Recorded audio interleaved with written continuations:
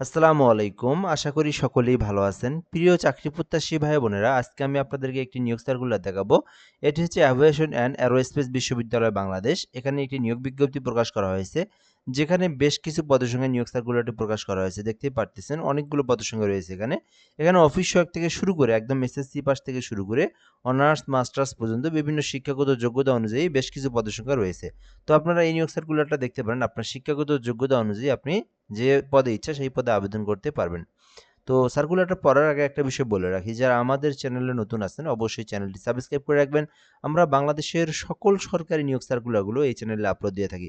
তো যারা যেখান থেকে ভিডিওটা দেখতেছেন, কেউ যদি ইউটিউব চ্যানেল থেকে দেখেন অবশ্যই ইউটিউব চ্যানেলটিতে সাবস্ক্রাইব করে রাখবেন। আর কেউ যদি আমাদের ফেসবুক পেজ রয়েছে জব প্লাস বিডি, এখান থেকে ভিডিওটা দেখে থাকেন অবশ্যই পেজটিতে ফলো দিয়ে রাখবেন। তাহলে আপনি সকল নিয়োগ সার্কুলারগুলো আমাদের মাধ্যমে জানতে পারবেন। গণপ্রজাতন্ত্রী বাংলাদেশ সরকার ২০১৯ সালে ৫ নং আইন দ্বারা প্রতিষ্ঠিত এভিয়েশন অ্যান্ড অ্যারোস্পেস বিশ্ববিদ্যালয়, যেটি বাংলাদেশ AUB এর জন্য নিম্নবর্ণিত শূন্য পদে নিয়োগ দেওয়া হয়েছে, যেখানে বলা হয়েছে বাংলাদেশী নাগরিকেরা আবেদন করতে পারবে, অর্থাৎ ৬৪ জেলার যে কোনো প্রার্থী আবেদন করতে পারবে। ছেলে মেয়ে উভয় প্রার্থীরাই কিন্তু এই নিয়োগ সার্কুলারে আবেদন করতে পারবে। তো এটা হচ্ছে পরিচালক নিয়োগ দেওয়া হবে ১ নম্বর পদে। পরিচালক পদে আবেদন করতে চাইলে করতে পারেন। ৩য় গ্রেডে নিয়োগ দেওয়া হবে, যেটার বেতন স্কেল কিন্তু ৫৬ থেকে ৭৪,০০০ টাকা পর্যন্ত, ৫০ বছর পর্যন্ত আবেদনের সুযোগ সীমা রয়েছে। তো এই শিক্ষাগত যোগ্যতা চাওয়া হয়েছে কোনো স্বীকৃতি বিশ্ববিদ্যালয় হইতে যেকোনো একটা বিষয়ে যদি আপনি মাস্টার্স ডিগ্রি থেকে থাকে, সেটি হচ্ছে ইঞ্জিনিয়ারিং ডিগ্রির ক্ষেত্রে বিএসসি ইঞ্জিনিয়ারিং গ্রহণযোগ্য হবে এবং শিক্ষার কোনো স্তরে ৩য় বিভাগ হওয়া যাবে না। অর্থাৎ আপনার রেজাল্টটা ফার্স্ট ক্লাস অথবা সেকেন্ড ক্লাস থাকলে আবেদন করতে পারবেন। আর পরিচালক পদে মিনিমাম ১৪ বছরের অভিজ্ঞতা থাকতে হবে। যেহেতু ৫০ বছর পর্যন্ত আবেদন করতে পারবে, সেক্ষেত্রে অবশ্যই সে অভিজ্ঞতাটা বেশি দিবে, এটাই স্বাভাবিক। তো ১৪ বছর পর্যন্ত আবেদনের জন্য আপনার অভিজ্ঞতার প্রয়োজন। তো যাদের ১৪ বছরের অভিজ্ঞতা রয়েছে এবং যারা মাস্টার্স পাস করেছেন, তারা কিন্তু আবেদন করতে পারবেন। উপ-পরীক্ষা নিয়ন্ত্রক ৫ম গ্রেডে নিয়োগ দেওয়া হবে। এখানে ৪০ বছর পর্যন্ত আবেদনের সময় রয়েছে।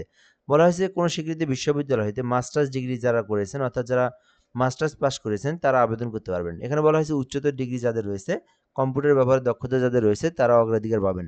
এখানে বলা হয়েছে শিক্ষার কোন স্তরে ৩য় বিভাগ হওয়া যাবে না, অর্থাৎ রেজাল্টটা অবশ্যই ফার্স্ট ক্লাস অথবা সেকেন্ড ক্লাসের মধ্যেই থাকতে হবে, তাহলে আবেদন করতে পারবেন। আর এখানে মিনিমাম ১০ বছরের কাজের অভিজ্ঞতা রয়েছে।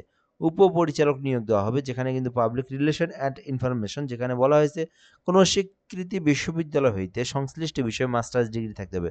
তো এটিতেও কিন্তু মাস্টার্স পাস থাকতে হবে এবং রেজাল্টটা ফার্স্ট ক্লাস অথবা সেকেন্ড ক্লাস, অর্থাৎ 2.25 এর উপরে আপনার রেজাল্ট থাকতে হবে। এর নিচে আসলে আবেদন করতে পারবে না।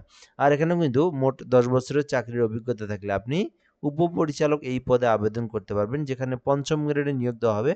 ৬৯,৮৫০ টাকা বেতন ধরা হয়েছে। উপপরিচালক নিয়োগ দেওয়া হবে, যেখানে কিন্তু অর্থ ও হিসাব, যেখানে একটি পদ রয়েছে।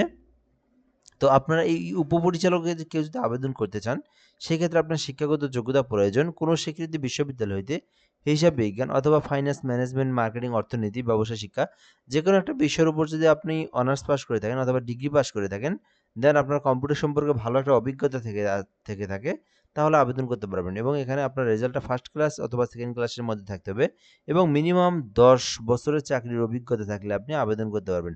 এরপরে রয়েছে সহকারী পরিচালক, যেখানে ৭ম গ্রেডে নিয়োগ দেওয়া হবে। বলা হয়েছে যে কোনো স্বীকৃত বিশ্ববিদ্যালয় থেকে মাস্টার্স ডিগ্রি যারা লাভ করেছেন, অর্থাৎ মাস্টার্স পাস করেছেন, আবেদন করতে পারবেন। এরপরে রয়েছে সেকশন অফিসার, যেখানে বলা হয়েছে যে মাস্টার্স ডিগ্রি থাকলে আবেদন করতে পারবেন। সরকারি বা আধা সরকারি বা স্বায়ত্তশাসিত কোনো প্রতিষ্ঠানে যদি আপনি কোনো কর্মরত থেকে থাকেন বা অভিজ্ঞতা থেকে থাকে, সেক্ষেত্রে আপনাকে অগ্রাধিকার দেওয়া হবে। ল্যাব টেকনিশিয়ান নিয়োগ দেওয়া হবে, যেখানে বলা হয়েছে প্রার্থীকে ইলেকট্রিক্যাল, মেকানিক্যাল, কম্পিউটার ইঞ্জিনিয়ারিং, পদার্থবিদ্যা, রসায়নবিদ্যা সংশ্লিষ্ট বিষয়ে ডিপ্লোমা যাদের রয়েছে, অর্থাৎ যারা এই সাবজেক্টগুলো ডিপার্টমেন্টগুলো থেকে ডিপ্লোমা পাস করেছেন, তারা কিন্তু আবেদন করতে পারবেন ল্যাব টেকনিশিয়ান পদে, যেখানে কিন্তু ১১ গ্রেডে নিয়োগ দেওয়া হবে, ২টি পদ রয়েছে। স্টোর কিপার নিয়োগ দেওয়া হবে ১৩ গ্রেডে। এইচএসসি পাস থাকলে আবেদন করতে পারবেন, তবে স্টোর কিপার পদের কাজের ৩ বছরের অভিজ্ঞতা লাগবে। ক্যাটালগার রয়েছে, যেখানে কিন্তু শুধুমাত্র ডিগ্রি পাশে, অনার্স অথবা ডিগ্রি পাশে আবেদন করতে পারবেন। এরপরে রয়েছে অফিস সহকারী কাম কম্পিউটার টাইপিস্ট, যেখানে আপনার একটি পদ রয়েছে ১৬ গ্রেডের। তো এখানে বলা হয়েছে যে কোনো স্বীকৃতি বোর্ড হইতে উচ্চ মাধ্যমিক অর্থাৎ এইচএসসি পাস থাকতে হবে। যারা এইচএসসি পাস করেছেন, যাদের কম্পিউটার সম্পর্কে বেসিক নলেজ রয়েছে, টাইপিং করতে পারেন, অফিস সহকারীতে আবেদন করতে পারবেন। ল্যাব অ্যাটেন্ডেন্ট রয়েছে, যেখানে ৩টি পদ রয়েছে, শুধুমাত্র এইচএসসি পাশে আবেদন করা যাবে কোনো অভিজ্ঞতার প্রয়োজনে। অফিস সহায়ক রয়েছে, জাস্ট এসএসসি পাশে আবেদন করতে পারবেন। ৩টি পদ রয়েছে ২০তম গ্রেডে, কোনো অভিজ্ঞতার প্রয়োজন নেই। তো এই বিশাল বড় নিয়োগ সার্কুলারে আপনার শিক্ষাগত যোগ্যতা অনুযায়ী আপনি যে পদে চান আপনার শিক্ষাগত যোগ্যতা অনুযায়ী আবেদন করতে পারবেন। এবং এখানে বলা হয়েছে যে আবেদন কিন্তু ২৭ জুন পর্যন্ত করতে পারবেন। অর্থাৎ এই যে মাসটা চলমান রয়েছে মে মাস, পুরো মে মাস সময় রয়েছে, আবার সামনের মাসের ৭ জুন পর্যন্ত সময় রয়েছে। আর এখানে একটা বিষয় বলা হয়েছে যে যারা আবেদন করতে চান তাদেরকে কিন্তু ডাক যোগাযোগে সরাসরি রেজিস্ট্রার অফিসে অথবা ইএসটিবি এইউবি ইডুবিডি মেইল ঠিকানায় পৌঁছাতে হবে। আপনি এই আবেদনটা ২টা পদ্ধতিতে করতে পারবেন। কয়টা পদ্ধতি? ২টা পদ্ধতি করতে পারবেন। ২টা পদ্ধতি বলে দিচ্ছি। এখানে কিছু ডকুমেন্টের কথা বলা হয়েছে। এই ডকুমেন্টগুলো কিন্তু আপনাকে সংগ্রহ করতে হবে। সংগ্রহ করে এই ঠিকানায় পাঠিয়ে দিতে হবে।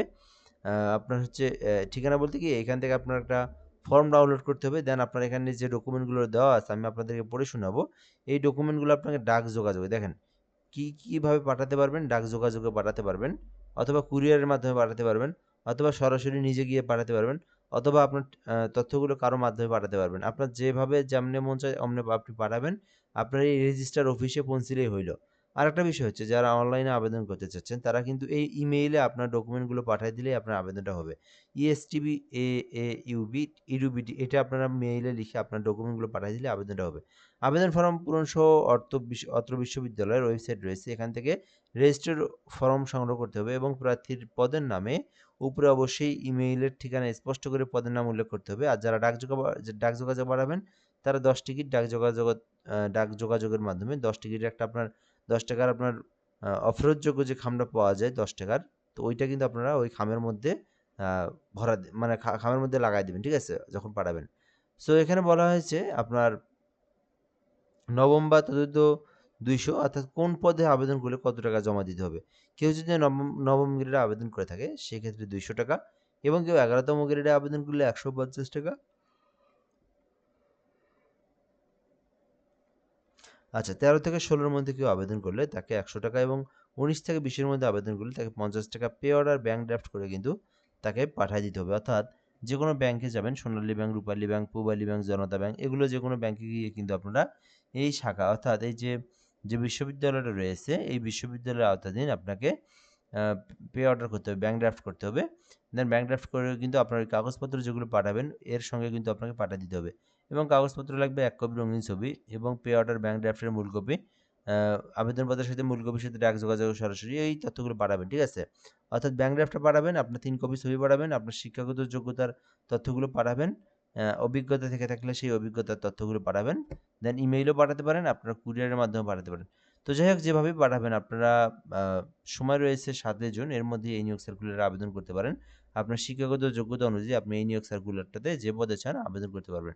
সো আশা করি আপনারা এই নিয়োগ সার্কুলার সম্পর্কে বুঝতে পেরেছেন এবং জানতে পেরেছেন। তো এ পর্যন্ত আজকের ভিডিওটা। ধন্যবাদ। ভালো থাকবেন। আসসালামু আলাইকুম।